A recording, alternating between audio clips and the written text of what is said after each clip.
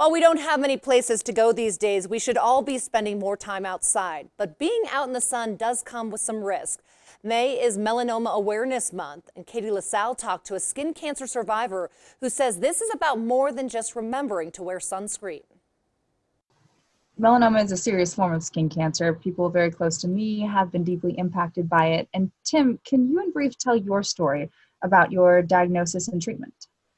Sure. I'm in my early 60s and retired, and I was diagnosed in early 2018 with a lesion about half the size of my little finger on my back and a red patch on my cheek.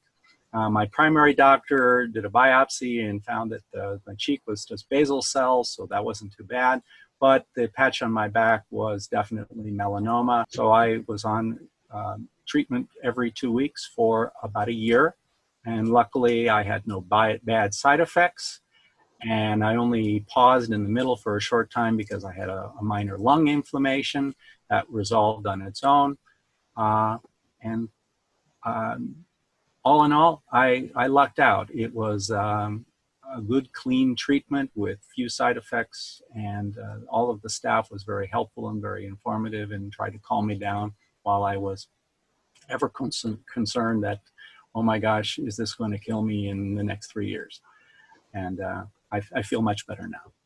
I'm glad you're well right now. And in terms of Coloradans, we have 300 days of sunshine on average per year. Skin cancer, melanoma, obviously a really serious thing. Do you have a message out there for those watching? Wear a hat, wear good sunscreen, reapply. None of this walking around shirtless business all the time. Even if you're in your 20s, that's when most of the damage occurs, is when you're young. And yeah, pay attention to all that harsh sunshine, because if it feels like it's drying your skin, it's doing more than just drying your skin.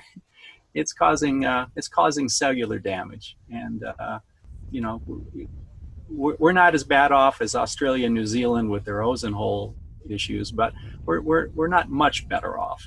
We're at high altitude and with a lot of sunshine, and it's hard on our skin. And do you have a message for all of those nurses and doctors at Swedish that really took care of you during this time? You're all angels. You took all the time in the world to help me out and help me understand my situation and to make me feel hopeful.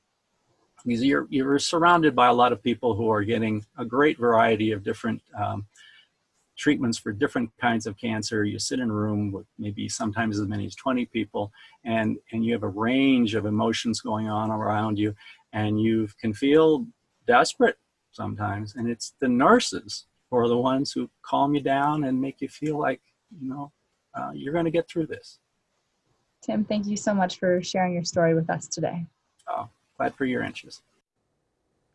Along with our partners at the Colorado Cancer Coalition, American Cancer Society, the Sarah Cannon Cancer Institute at Health One, and the cancer support community, we put together some resources for you if you have questions about skin cancer or getting screened. You can find it on the Your Health Matters page of thedenverchannel.com.